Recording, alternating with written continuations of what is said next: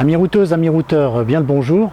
Une vidéo spéciale panneau photovoltaïque qui fait le lien aussi avec donc un article du blog du site de la route libre. Ce lien, vous le trouverez dans la présentation juste en dessous de cette vidéo.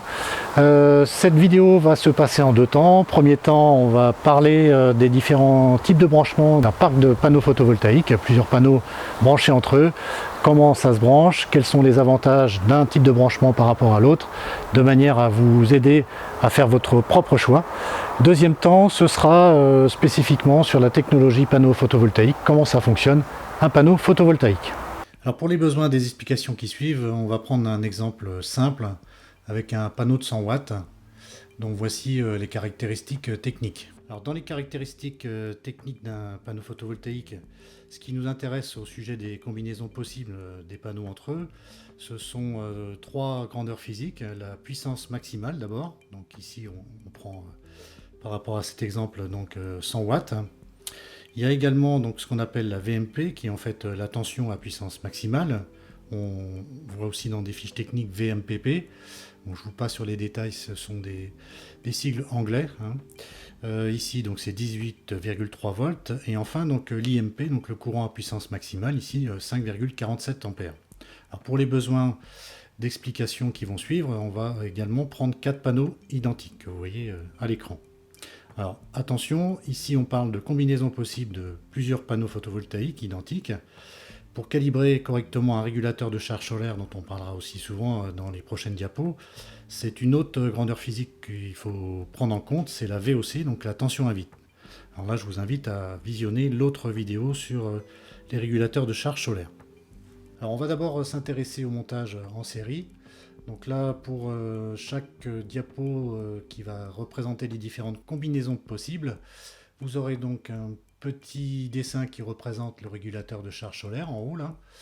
Les 4 panneaux photovoltaïques que je vous ai présentés tout à l'heure qui vont être sur la droite. Sur la partie gauche, donc la batterie. La liaison batterie au régulateur de charge solaire donc, sera protégée sur son conducteur positif par un fusible. Et puis sur la partie qui va relier en fait les panneaux photovoltaïques au régulateur de charge, on trouve un disjoncteur bipolaire. Alors voilà donc pour les petites explications du dessin, et puis vous avez les différents connecteurs qu'on retrouve aussi représentés avec les plus et les moins et les liaisons câblées entre ces différents connecteurs. Alors donc maintenant on va s'intéresser de plus près aux résultats physiques, donc tension et intensité, qu'est-ce qui va arriver, qu'est-ce qui va passer dans les conducteurs à l'entrée donc du régulateur de charge solaire, donc sous ce point d'interrogation. Donc j'affiche sur la droite chaque élément pour chaque panneau photovoltaïque, donc je ne vais pas les répéter, vous les voyez. Donc qu'est-ce que ça va donner au niveau, dans le petit rectangle jaune qui apparaît, au niveau tension tout d'abord. Alors la tension, au niveau donc d'un montage en série, c'est la somme en fait des tensions donc VMP, donc les tensions à puissance maximale. Donc si on prend 4 panneaux, ça fait en fait 4 fois les 18,3 volts, on arrive à une tension de 73,2 volts qui sera aux bornes du régulateur de charge au niveau de son entrée. Ensuite l'intensité, quelle va être cette intensité pour un montage série? C'est en fait tout simplement l'équivalent d'une des intensités, puisque chaque panneau est identique, donc une IMP, donc une intensité à puissance maximale, 5,47 ampères. Alors intéressons-nous maintenant au montage en parallèle. Donc là vous voyez toujours pareil, les mêmes petits dessins, les 4 panneaux, le régulateur de charge solaire, la batterie, les protections, et puis des différents câbles connectés, donc de manière à faire cette combinaison en parallèle. Alors cette fois-ci, qu'est-ce que ça va donner au niveau de l'intensité et de la tension qui vont traverser les conducteurs qui arrivent sur l'entrée du régulateur de charge solaire?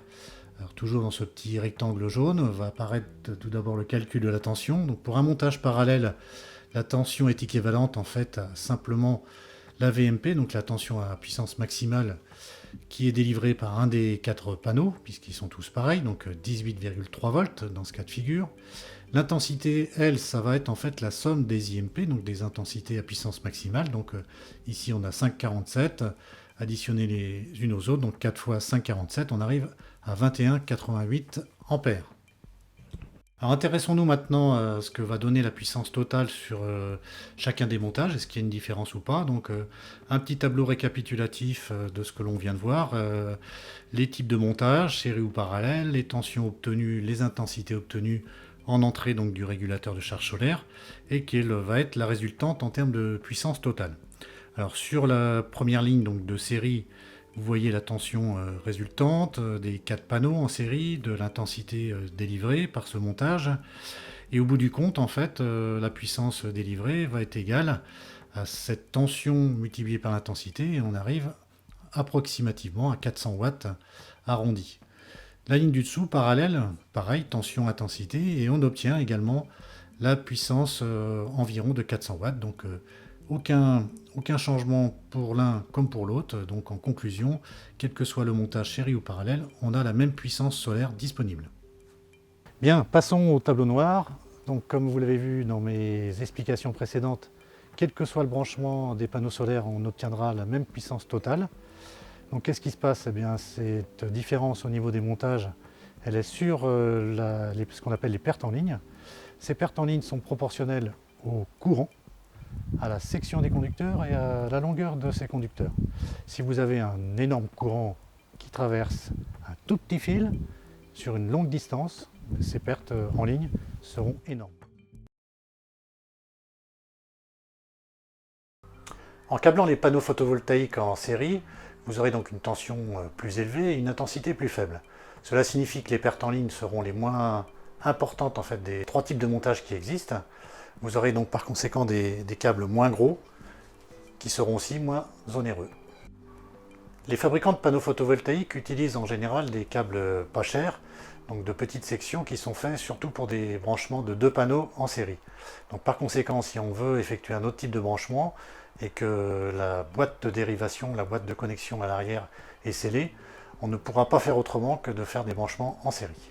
Voici un exemple de branchement de plusieurs panneaux dans une boîte de dérivation type IP66, donc IP étant l'indice de protection. Vous trouverez les significations exactes dans le tableau complet sur un des guides qui figure donc à disposition sur le site de la route libre, un guide sur les sources de charge. Alors je ne connais pas les valeurs par cœur, donc j'ai mes petites notes là. Donc le premier chiffre, le 6 de IP66, c'est en fait la protection contre les corps solides. 6 étant en fait le maximum, donc c'est une boîte qui est en fait totalement protégée contre les poussières. Et le deuxième chiffre, c'est la protection contre les corps liquides. Et 6 sur 8, ça correspond en fait à totalement protégé contre les projections d'eau assimilables au paquet de mer. À l'intérieur, donc voici les borniers de connexion des panneaux. À gauche, donc vous avez le bornier plus, et à droite, le bornier moins. Voilà donc les connecteurs qui arrivent des panneaux, et puis les 2 connecteurs qui vont permettre d'amener les conducteurs sur le régulateur de charge. Alors remarquez la taille importante en fait de la section des câbles. Ce que je préconise, c'est justement d'éviter d'utiliser de telles sections de câbles. On va voir plus tard dans la vidéo que c'est possible. L'intensité produite par un panneau photovoltaïque est proportionnelle à la luminosité qu'il reçoit. Un panneau photovoltaïque qui se retrouve partiellement à l'ombre aura une baisse de production. En revanche, s'il se retrouve au soleil, le courant sera excellent. S'il se retrouve donc en effet à l'ombre, ce ne sera pas du tout le cas. La tension, elle, ne varie quasiment pas. En effet, la tension d'un panneau photovoltaïque varie selon la température de ses cellules. Voici un exemple de panneau photovoltaïque. Donc là, vous avez 2 types de panneaux. Un panneau à 36 cellules qui est composé de cette manière avec 4 cellules par rangée sur 9 cellules par colonne. Donc ce qui fait au total 36 cellules. Ici, vous avez un autre type de panneau, toujours photovoltaïque, à 6 cellules en rangée et 12 en colonne, ce qui fait donc 72 cellules. Ces panneaux sont composés de cellules qui sont connectées entre elles en série. Alors la série par exemple sur ce panneau là commence ici, sur cette première cellule. Le branchement, enfin la connexion série continue ici, remonte de cette manière, continue sur cette 3e colonne et se termine sur la 4e. Alors ce qui est important à savoir sur ce type de connexion série, c'est que si vous coupez une des cellules en la masquant comme si c'était une ombre partielle, c'est comme si vous enleviez la cellule. Le courant qui serait produit par l'ensemble de ces cellules, enfin qui sera produit normalement par l'ensemble de ces cellules connectées en série, sera coupé à cause de cette ombre.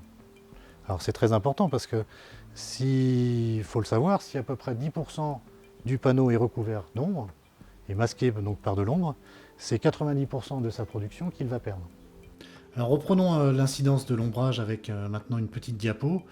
Donc en complément de ce que je viens de vous expliquer, avec deux panneaux différents, là on reprend nos 4 petits panneaux. À gauche, donc le montage série. Si jamais vous avez une ombre produite sur un de ces panneaux, l'incidence risque d'être en fait un dysfonctionnement total au niveau de la production. Si on est sur une installation, une combinaison en parallèle, donc la petite partie à droite, hein, pareil, donc un ombrage sur un des 4 panneaux, l'incidence ne se fera que sur ce panneau, les 3 autres panneaux pouvant continuer de produire grâce à ce type de combinaison et de câblage. À l'arrière du panneau photovoltaïque, voici donc le genre de boîtier de connexion que vous allez trouver. Là, celui-ci est en fait un indice de protection IP65. À l'intérieur, donc, on aperçoit les diodes bypass. Ça permet aussi, avec d'autres technologies de panneaux photovoltaïques, comme le back contact, d'atténuer les sous-performances des panneaux. Cela minimise les chutes de puissance en cas en fait, d'ombrage partiel ou de manque d'ensoleillement, donc de manque de rayonnement solaire. Le verre utilisé peut avoir aussi des performances anti-reflet, faciliter l'entretien, etc. La feuille isolante arrière aussi peut comporter plusieurs couches selon la qualité de fabrication et aussi les performances recherchées. La qualité du cadre est aussi un facteur de choix. Un cadre adonisé par exemple permettra de faciliter la fixation sur le toit et puis aussi d'associer différents modules au niveau des combinaisons possibles. Le verre en façade joue également un rôle important. Un verre trempé de haute qualité offrira une meilleure transmission en fait, du rayonnement, mais également une meilleure résistance aux impacts.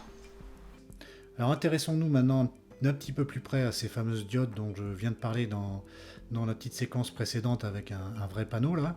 Donc je vous ai parlé de diode bypass. Alors avant de parler de diode bypass ou le deuxième type, voyons ce que c'est qu'une diode. Alors vous voyez ici à l'image une photo de diode, donc c'est un petit composant électronique. Alors pour faire là aussi une analogie simple, hein, si on prend une canalisation d'eau, qu'on installe un clapet anti-retour à l'intérieur, donc dans un sens le clapet va empêcher en fait l'eau de circuler, et dans l'autre sens, si l'eau circule inversement à la première photo là, vous aurez donc le clapet qui va se déclencher pour laisser passer l'eau dans l'autre sens. Donc c'est exactement le même principe que le fonctionnement d'une diode. Donc les diodes bypass, elles, que l'on appelle en fait des diodes de dérivation, elles permettent de minimiser les chutes de puissance en cas de manque de rayonnement. Alors en cas d'ombrage partiel, le courant, lui, passera par la diode plutôt que par les cellules masquées. Donc voici donc un petit dessin d'un panneau 72 cellules. Là. Donc il y a 6 fois 12 cellules, comme je vous l'ai expliqué un petit peu auparavant. Donc 6 rangées de 12 cellules. En montage seul, pour un système donc sous 24 volts, vous voyez tout en bas le rôle de la diode de dérivation, ça va être justement d'éviter que, en cas d'ombrage partiel, le courant ne puisse plus passer dans les autres cellules. Alors en installation solaire, il existe également un autre type de diode, ce sont les diodes anti-retour. Alors il ne faut surtout pas confondre les diodes anti-retour par rapport aux diodes bypass de tout à l'heure. Alors une petite parenthèse, les diodes bypass sont préinstallées par le fabricant donc, dans la boîte de connexion à l'arrière du panneau. Alors ici, voici une photo de à quoi ressemble en fait une diode maintenant de type anti-retour. C'est une diode qui est fournie à part, donc qui est vendue à part sur le marché, qui est en fait, comme tout à l'heure, donc on voit la photo de la diode toute seule là. Cette diode est insérée dans un système plastique qui correspond en fait à l'équivalent d'un connecteur MC4, alors d'un côté mâle et de l'autre côté femelle. Alors, le rôle de ces diodes anti-retour, c'est de protéger le panneau photovoltaïque des courants inverses. Alors, elles sont utilisées tout d'abord en associant en fait, sur un même régulateur plus de 3 panneaux photovoltaïques en parallèle. Donc, c'est le petit schéma sur le bas à gauche de votre écran là. Mais également, il est nécessaire d'utiliser ce type de diode anti-retour lorsqu'on a deux panneaux qui sont de caractéristiques très différentes. Alors surtout au niveau de la VMP, donc la tension à puissance maximale, donc la tension de charge. Si ces caractéristiques sont très différentes, il faut absolument installer ce type de diode anti-retour. Alors, je vous déconseille de toute façon ce type d'installation, ce type de montage de panneaux à caractéristiques différentes, parce que ça nécessite vraiment de solides compétences professionnelles pour ajouter plusieurs diodes anti-retour en série sur le panneau qui a la tension la plus haute, et ça afin d'éviter que celui qui a la tension la plus basse ne fournisse aucun courant et donc se conduise comme un récepteur. Alors il existe une troisième et dernière combinaison possible de panneaux photovoltaïques entre eux, donc c'est la combinaison qu'on appelle mixte, le montage mixte, série plus parallèle. Donc voici à nouveau le schéma, hein, comme tout à l'heure, les 4 panneaux. Alors cette fois-ci vous voyez que chaque duo de panneaux est raccordé en série, et chaque duo donc raccordé en série est lui-même raccordé à l'autre duo en parallèle. Alors passons donc maintenant, toujours pareil, au résultat que ça va donner en termes de tension et d'intensité qui vont être injectés sur le régulateur de charge solaire. Alors premièrement, donc la tension, qu'est-ce que ça va donner? En fait, ça va être le cumul de deux tensions VMP, donc tension à puissance maximale de deux panneaux. Donc ici, on multiplie 18,3 par 2, ou on les additionne, ça nous donne 36,6 volts. L'intensité, c'est le même principe, hein. On va avoir en fait deux intensités, puisqu'on a deux duos qui sont câblés en série et eux-mêmes ensuite en parallèle. Donc on obtient donc l'addition des deux intensités IMP, intensité à puissance maximale, ce qui nous donne 10,94 ampères. Alors voici toujours sous forme de tableau, donc le récapitulatif des grandeurs électriques selon ces trois montages que l'on vient d'étudier. Alors, toujours les mêmes choses, hein, je ne vais pas vous les redonner, hein, vous les avez donc bien à l'écran. Montage série en première ligne, montage parallèle en deuxième et en troisième, donc le mixte qu'on vient d'étudier. Alors pour chacun en fait, des montages, chacune des combinaisons, vous remarquerez que quand on multiplie la tension et l'intensité, on obtient à chaque fois la même puissance solaire. Donc voilà, c'est une conclusion des trois montages. Les puissances, elles, ne change pas, c'est l'addition des différents panneaux montés en combinaison quelle qu'elle soit. Donc là, 4 panneaux, ça nous fait 4 fois 100 watts, 400 watts de puissance solaire restituée. Alors maintenant, donc, qu'est-ce que ça donne entre le branchement série ou parallèle, lequel est meilleur que l'autre? Alors il n'y a pas vraiment de réponse catégorique, on va commencer par étudier en résumé ce qui se passe au niveau série. Alors au niveau série, le branchement en fait est avantageux car il permet en fait d'utiliser des câbles de petites sections, et puis le câblage aussi est beaucoup plus simple, donc du coup tout ça c'est moins cher. En série aussi, on a une tension plus élevée que l'ampérage, donc ça signifie en fait que le système est plus efficace, alors à condition d'utiliser un régulateur de charge MPPT. Alors avoir une tension supérieure au système, ça va permettre en effet au MPPT, donc au régulateur de charge MPPT, de démarrer beaucoup plus vite dans la journée et de s'arrêter beaucoup plus tard aussi dans la journée. Troisième élément aussi à prendre en compte au niveau série, c'est que dans certaines conditions d'éclairement, la série, donc la combinaison série est meilleure. Alors, par exemple les jours nuageux ou aussi dans des conditions de faible luminosité. Alors si on prend l'exemple de deux panneaux standards qui reçoivent un rayonnement solaire pour produire environ 13 volts, deux panneaux en parallèle ne fourniront pas assez de tension pour charger correctement là où les batteries qui devraient, en termes de batterie classique plomb, avoir une charge aux alentours de 13,8 volts hein, sur un système en 12 volts. Si vous connectez par contre en série ces deux panneaux, vous obtiendrez une tension de 26 volts, ce qui sera ensuite abaissé par le régulateur de charge solaire pour obtenir la charge appropriée. Alors la combinaison série, c'est un bon moyen de surmonter la chute de tension, comme vous l'avez visualisé auparavant et retenu, j'espère, mais cela présente quand même certains inconvénients. Alors le premier inconvénient, c'est lorsque vous connectez en série deux panneaux solaires, par exemple, ou plus, vous allez courir le risque de réduire considérablement la production d'énergie si une partie de ces panneaux devient ombrée.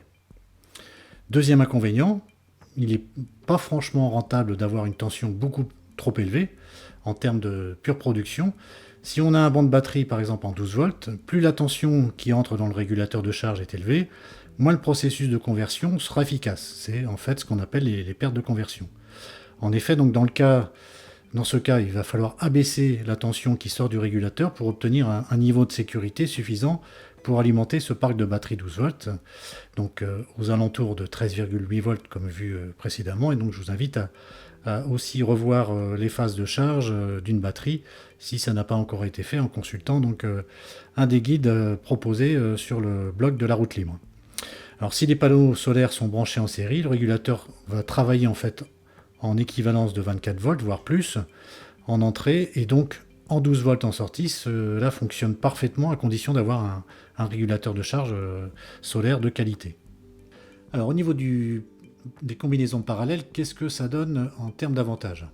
Alors le premier avantage, c'est que si un panneau est dans l'ombre, ou les autres panneaux vont produire du courant. Donc vous ne perdrez en fait pas autant de puissance qu'en montage série, car vous obtenez toujours la pleine tension du panneau qui lui va être au soleil ou du panneau qui a une grande luminosité. Autre avantage du branchement en parallèle, si un panneau est en panne, votre installation panneau photovoltaïque va continuer de produire, alors avec une fiabilité un peu moins grande. Enfin, c'est ni un avantage ni un inconvénient, mais la plupart des régulateurs de charge solaire qu'on appelle PWM nécessitent un câblage parallèle. Alors ces régulateurs de charge n'ont qu'une tension d'entrée légèrement supérieure à celle du groupe de batterie. Donc si vous avez deux panneaux de 18 volts par exemple qui seraient câblés en série pour alimenter un contrôleur de charge PWM du coup en 36 volts, vous allez perdre tout ce qui dépasse les 13,8 volts qu'il va restituer en fait au parc de batterie. Donc là aussi, ce sont des pertes considérables, mais en tout cas, c'est le montage qu'il faut faire avec un PWM lorsqu'on a plusieurs panneaux. Alors voyons maintenant les inconvénients du montage parallèle. Premier inconvénient, c'est que cette combinaison nécessite d'avoir un câblage, des protections spécifiques et importantes et aussi des connecteurs MC4 particuliers, notamment par exemple des connecteurs Y. Et en plus, bien souvent, des diodes anti-retour. Donc ça complexifie le montage et puis ça augmente aussi le coût. Autre inconvénient, c'est la tension à l'entrée du régulateur qui, avec des panneaux photovoltaïques câblés en parallèle, sera en fait équivalente à celle d'un seul panneau, cette valeur donc VMP, donc la tension à puissance maximale. Alors celle-ci ne sera peut-être pas suffisante justement pour démarrer certains régulateurs de charge solaire. Vous avez en effet certains fabricants qui annoncent que leur appareil ne peut se mettre en fonctionnement que si la tension VMP, donc du panneau photovoltaïque, dépasse celle du champ de batterie, donc par exemple une tension 12 volts. Il faut qu'elle dépasse de plus 5 volts selon certains fabricants. Ensuite, dans la journée, la tension minimale fournie par les panneaux photovoltaïques doit être aussi au moins celle de ce parc de batterie, donc par exemple plus 12 volts, avec 1 volt supplémentaire, donc 1 volt de différence. Donc il faut bien lire les notices, bien lire les manuels techniques avant de faire son choix justement d'installation et en fonction aussi donc du régulateur de charge solaire. Donc on voit bien que si la VMP est faible, la durée de fonctionnement du régulateur chargeur pourra être réduite, voire nulle, si cette tension batterie n'est jamais atteinte, avec comme risque que la batterie ne soit peu ou pas rechargée, ce qui va entraîner un vieillissement prématuré du parc batterie. Alors en conclusion, qu'est-ce qu'on peut dire sur les combinaisons en parallèle? La première conclusion, c'est que cette mise en parallèle des panneaux photovoltaïques n'est pas nécessairement une priorité. Donc là, il faut bien lire les notices, et notamment dans un cas d'utilisation de PWM, donc de régulateur de charge PWM, vous n'aurez pas le choix, vous serez donc obligé d'utiliser ce montage parallèle pour deux panneaux. Alors, deuxième conclusion, c'est que la lecture du manuel d'utilisation de votre matériel, elle est vraiment essentielle, que ce soit au niveau des caractéristiques du panneau photovoltaïque ou au niveau de celle du régulateur de charge solaire. Alors sur cette diapo, je vous ai mis donc un petit récapitulatif des avantages et inconvénients, mais très résumé, donc Entre les trois montages et surtout le série et parallèle qui sont quand même les plus utilisés sur nos installations, hein. Alors en effet, quel branchement choisir, c'est toujours la même question que j'entends à droite à gauche et une réponse de Normand, peut-être ci, peut-être ça. Vraiment, tout dépend de la situation qu'il faut étudier très précisément. Globalement, moi, à mon avis, pour des petites installations sur des fourgons, des vannes aménagées ou des camping-cars, le câblage en série devrait être en fait la configuration idéale en raison de sa complexité d'une part réduite et puis aussi de son efficacité accrue. Alors si vous avez une petite installation solaire, alors de l'ordre de 300 watts avec deux panneaux photovoltaïques maximum et un régulateur de charge PWM, le câblage en parallèle, lui, est préférable. Assurez-vous simplement de tout calibrer et installer correctement. En cas d'installation très puissante avec 3 panneaux photovoltaïques ou plus, privilégier le mixage des deux branchements. Et puis, à chaque fois, je me répète, mais en cas de doute, en cas d'incertitude ou en cas d'incompréhension de toutes ces données qui sont importantes et qui sont quand même relativement complexes, faites absolument appel à un professionnel. Alors évidemment, je ne pouvais pas terminer cette vidéo sans parler danger électrique sur ce type d'installation, donc la combinaison de plusieurs panneaux photovoltaïques entre eux. Vous allez voir par une petite animation qu'il faut rester extrêmement vigilant car les tensions et les intensités ou les deux peuvent être relativement élevées, voire très très élevées. Premièrement, si on reprend le montage série, pour rappel, c'est la tension qui est très élevé. Si maintenant on reprend le montage parallèle, cette fois-ci c'est l'intensité qui elle est très élevée. Et si on reprend le mix des deux, donc la combinaison parallèle plus série, c'est à la fois la tension et l'intensité qui sont relativement élevées. Donc le risque d'électrocution, quelle que soit l'installation, la combinaison des panneaux entre eux, le risque d'électrocution ou de départ d'incendie est vraiment bien réel. Le montage de plusieurs panneaux combinés entre eux n'est pas à réaliser sans être habilité à le faire ou sans expérience de terrain. Alors dans le doute, encore une fois, je vais me répéter, mais faites toujours appel à un professionnel qualifié afin de ne prendre aucun risque. Voilà, cette vidéo est bientôt terminée et j'espère qu'elle vous aura été utile. Vous avez pu remarquer que les plans étaient assez différents vu que ça s'est passé dans pas mal de durée au niveau du temps parce qu'il fallait du matériel qui n'était pas toujours disponible. Notamment sur les derniers plans, j'ai utilisé un vieux panneau de 32 cellules qui n'est plus du tout commercialisé. Maintenant, vous trouverez essentiellement sur le marché des 36, des 60, des 72 cellules. Voilà, si vous avez aimé, n'hésitez pas à mettre un petit coup de pouce en bas à droite de votre écran et également à partager avec vos amis et surtout à vous abonner à cette chaîne YouTube. Et je vous dis à très bientôt, amis routeuses, amis routeurs, sur la route libre. Ciao!